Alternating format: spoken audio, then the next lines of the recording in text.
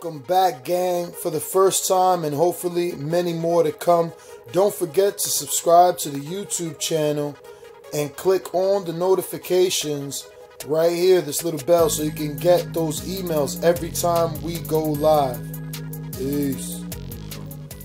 Yeah, just a fight. You know, I needed a fight desperately after the bad year I had, and I feel like I've finished it off on a high. Good fight for the crowd. I think people enjoyed it. You know, I was speaking to the boys initially after the fight. I'd done good things at times in the fight, done not so good things as well, and I got dragged into his fight.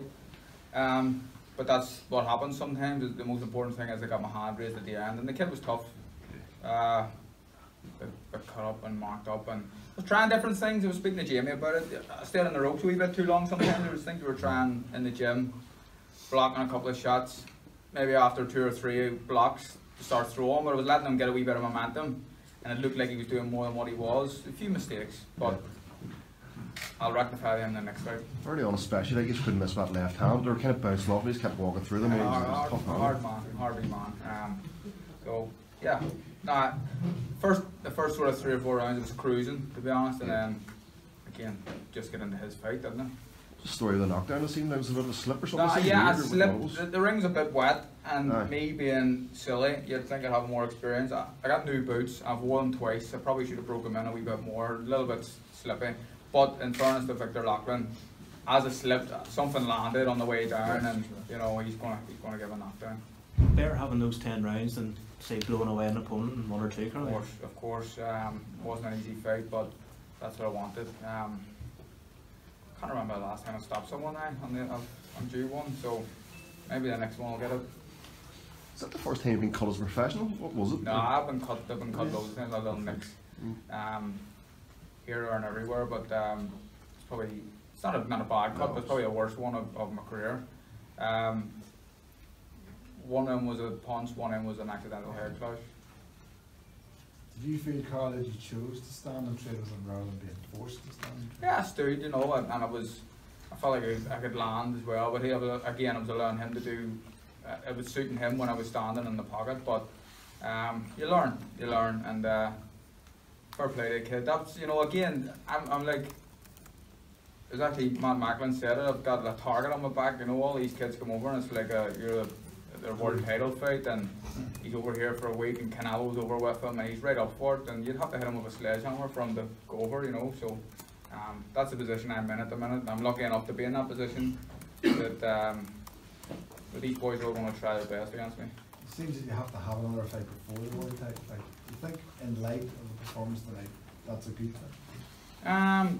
Not necessarily, who knows, you know, I'm ready for whatever comes next. If a world title came my way next, you know, the boxing landscape is continually changing. I know a few boys are tied up with fights in the springtime, but I think they're yet to be officially made, so who knows what's going to happen in the meantime. I'll be ready to fight for a world title next if I have to, but if I have to sit in the sidelines and get another one in between and bring one of the world champions to Windsor, then let's do it. 35 months since the last fight. How would it like to be back in Belfast with that? Unreal. The whole fight week was stress free this week. I just felt good, relaxed the whole time. Everything just felt right, you know. It was good to be back in Belfast. I was well looked after, and that was it. The performance was mediocre, but a win's a win, and I move on. It's a bit hard. Well, you know, I just get hit a bit too much, that's all. I'll watch it back, you know, but I kind of expect more of myself, you know what I mean? But I like to please the fans sometimes too. Jamie, what's your assessment of the fight? Yeah, I think he's being harsh on himself there. He was far from mediocre, but I just think that he allowed himself to get dragged in a little. He was trying things which, you know, looking for the positives, the stuff what we've been working on in the gym, he was shining there, just sat in the pocket a little bit too long and allowed Garcia to gather a bit of momentum. But some of the stuff he did good, he did really well. You know, when he boxed from the outside, when he used his jab, when he allowed Garcia's momentum to come forward, it worked perfect. So there's pluses and minuses. I think going forward, if he is going to be in a big fight next, then that'll do no harm at all. He's been out the ring for 10 months. and making mistakes in a fight like this is far better than making mistakes in a big fight, and he has the opportunity now to watch it back, learn from it, and then put those mistakes and correct them next time. What would you like to see for Conor next, Jimmy? Would you like a world title fight next? He's 30 years old, and if the opportunity comes up for him to box for the world title next, then he has to take it. You know, he can't be hanging around, and he's ready. It's not like he has to, you know, learn in that sense. But as I say, that fight will stand him in good stead for whoever comes next. But I do think that he shouldn't rush into it. I think if it means that we have to wait until the summer in Windsor Park, then let's do that. You know, he's 3 or 4 months difference isn't going to make a massive amount of difference. And if he gets the opportunity to have another fight in between, fix maybe a few little things what I did wrong tonight, then that even better. Karen, before the fight, you spoke a lot about it feeling kind of reinvigorated and enjoying your job again. After 10 rounds like that, do you still feel the same? I still do. It was a hard night, but I think the crowd loved it. I enjoy these fights as well. You know, I'm sitting here with a busted up face, but I actually enjoy being involved in a fight like that. I don't know why that is. I think a lot of boxers would tell you the same. But right now, since I turned pro in 2009, I'm enjoying this game more than I ever have. So, I'm just happy. I'm in a happy place. I've got good people. Jamie around me, Frank, MTK, all the boys, Anto and Matt and all, everyone's looking after me and are coming behind me. And I think that I deserve that, you know. Frank, what's your thoughts on the performance and also what should happen next? What performance tonight? Yes.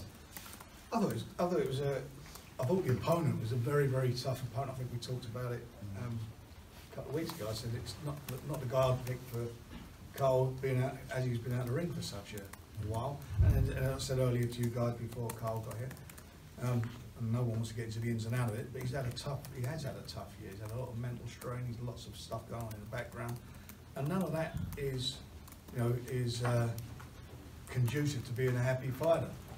So the bottom line is tonight, he picked a tough guy, and he got a tough guy. And I thought he handled it well. There was a couple of moments in the fights where I don't think he should have been trading with him, but that's the type of fighter he is. He's getting caught. He wants to hit the. He's getting caught with one. He wants to throw 3 back.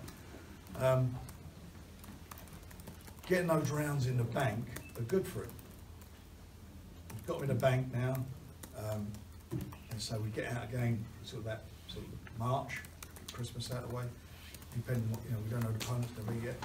Get that, and then by the time he's ready to go for the world title, unless we can get a world title fight before then, but if it's in the summer, which to be realistic is how it's looking, then by then he's going to be absolutely prepared. He's going to have, him and Jamie are going to have a really good bond. This is their first fight together. You know, they're going to go and they're going to sit down afterwards and go through the fight. I'm sure they're going to watch it between them. And that's all part of them bonding and getting themselves together. So, you know, it's not going to hurt to have another fight in between. And as I say, by the time he's ready to go, Carl, you know, he's got loads of miles on the clock still. And I think that he's got it in him to win a world title and defend it again. And nothing. I mean, you know, we've said, and it's part of what we agreed to do, was to give him the opportunity to win the world title in his hometown, and that's what we want to deliver. I mean, the fans are just great. These are great fans here. I mean, they love their boxing. They're knowledgeable. They're brilliant fans, and I should think for any boxer to have that sort of response from the audience, it doesn't get any better than that. And I think that also tonight, sort of in some ways, is one of the reasons he fought at times like he did, because of the fans. You don't want to disappoint them. You know, he could have made that easier. I think he could have made it easier than he could have done. But at the end of the day, he's got one of them, hasn't he? He's got a ticker, and he wants to show that he shows the boss. There was a song at the start before the fight actually started. That was the loudest I've ever heard this place. Like they've always got my back. The fans, Frank mentioned the bird, and the rest of the boys on the bill. You know what I mean? I think credit to everyone for putting a great bill together. But at a point there just before the fight, that was the noisiest I've ever heard this arena. When they were singing the Ulster Boys. Yeah, unreal. And sang Goosebumps helped me, and yeah, it was good. What about if one boxing super series comes out for featherweights? Would that interest you? I think it's I think there's been a lot of talk about it. It's something that I would be interested This in. is But the if you- series. yeah, They have to come to us for it, well, they're all with us. yeah. All of them. Somebody else, you know. Yeah, just give us a phone, all a couple of guys who are not in it, and we're ready to roll with it. We don't need no one else here, it's a one-stop shop. Right enough, if that was to happen, like when would it kind of begin? Would it be maybe next autumn or so? Well, Or? you got, Time you'd frame? have to take, well, you got a couple of world title fights that are happening, as Yeah. we mentioned earlier, so they're gonna have to get out of the way, because they can't get involved, but let Carl win one of the versions, and then the name of the game is to unify him, get back to where he's been, which, you know, when I'm not a boxer, but I think once you've been a unified champion, you've held all the belt. That's what you want, isn't it? Yeah, of course. That's what you want to be, number one. You want to be the best. And so many people sort of duck out of fights and so forth these days. He hasn't. And I'm sure that, you know, at the end of the day, that's where this is all going. That's the direction this is going to go. You know, we as promoters want to unify it. We want to find out who's the best. And everyone's got an opinion who's the best. The only way you're going to find out is if they fight each other. Ain't no other sight in the game, 'cause see the boxing voice.